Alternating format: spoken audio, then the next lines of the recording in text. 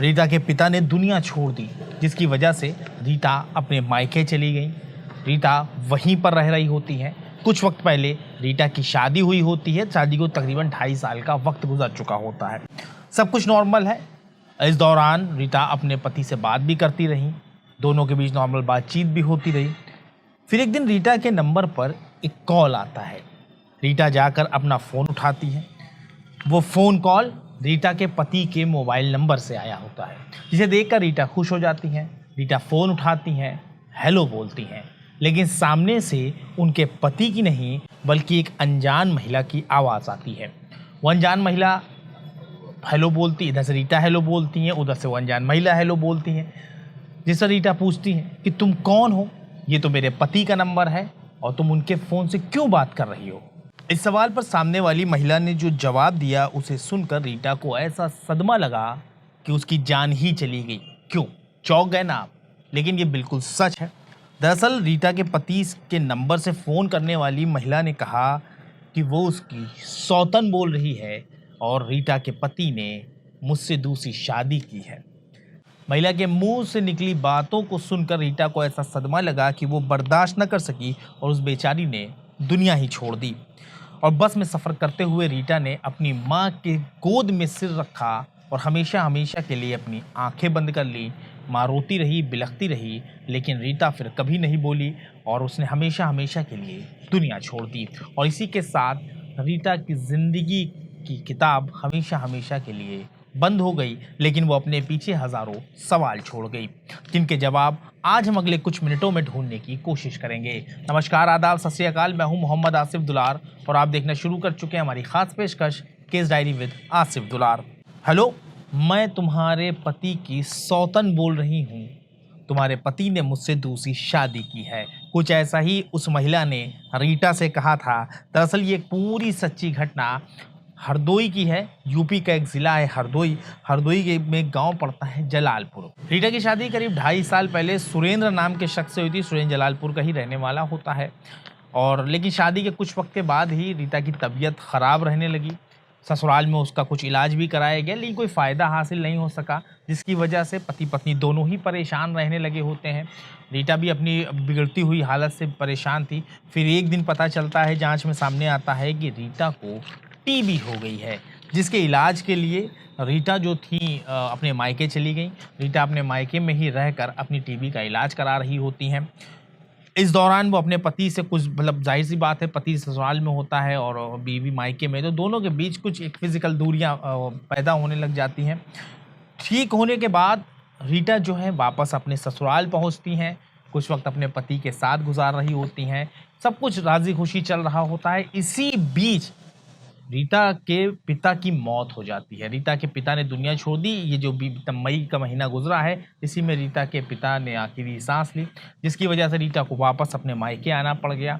रीटा दिल्ली में अपने भाई और माँ के साथ रह रही होती हैं, तो वहीं पति सुरेंद्र जो है वो हरदोई के जलालपुर में रह रहा होता है। दोनों के बीच सैकड़ों किलोमीटर का फासला होता है और ये फासला धीरे धीरे उनके रिश्ते में भी असर डालने लग जाता है। रीटा और सुरेंद्र के बीच फ़ोन पर तो बातचीत हो रही होती है। इसी तरह पिछले मंगलवार, जो मंगलवार गुजरा है, उस दिन रीटा के नंबर पर उसके पति सुरेंद्र के मोबाइल से एक फ़ोन आता है। रीटा खुशी खुशी फ़ोन उठाती हैं। उसी दौरान उस फ़ोन पर उसके पति की बजाय एक महिला की आवाज़ आती है। महिला रीटा से कहती है कि मैं तुम्हारी सौतन बोल रही हूँ, तुम्हारे पति ने मुझसे शादी की है। उस महिला की बात सुनकर रीटा के पैरों तले ज़मीन खिसक गई। रीटा पर मुसीबतों का पहाड़ टूट पड़ा। जाहिर सी बात है, भारतीय महिलाएं किसी भी हाल में ये बर्दाश्त नहीं कर सकती कि उसके पति का कोई हिस्सेदार हो, उसका पति दूसरी महिला को देखे या बात करे या उससे शादी करे। जाहिर सी बात है, ये बात रीटा पर एकदम बिजली की तरह टूट पड़ी। रीटा रोने लगी, बिलखने लगी। उसने रोते हुए अपनी माँ, अपने भाई से सारी बात बताई।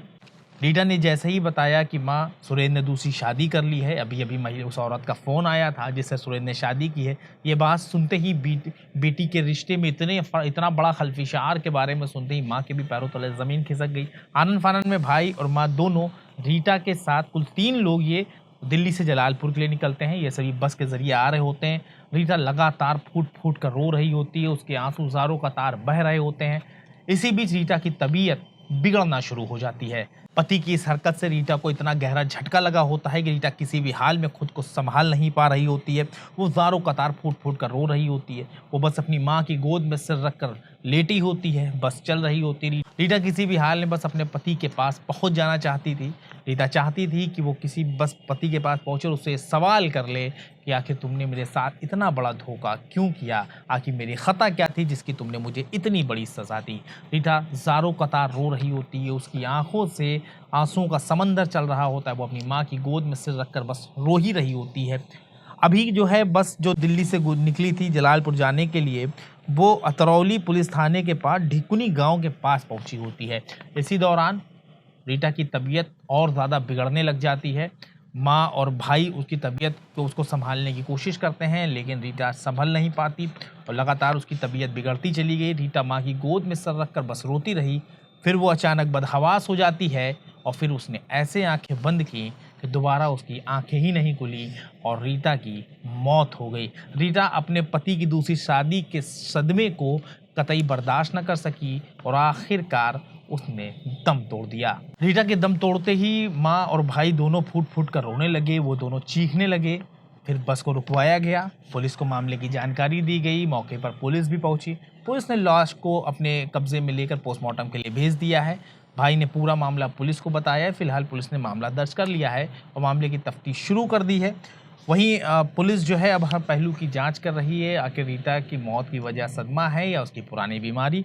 लेकिन जिस तरह रीटा ने इस दुनिया को छोड़ा, वो अपने आप में बड़ा सवाल खड़ा कर रही है कि आखिर दोनों पति पत्नी के रिश्तों में ऐसा मोड़ किस तरह आ गया, क्यों आ गया कि जो है रीटा के पति ने इतना बड़ा कदम उठा लिया। और अगर उसने शादी कर ली थी तो क्या उसको रीटा की जो मनोस्थिति है, रीटा की जो जो कह सकते आत्म बल है, उसके बारे में क्या पता नहीं था? क्यों उसने आखिर महिला के ज़रिए रीटा को ये खबर भिजवाई कि उसने दूसरी शादी कर ली है?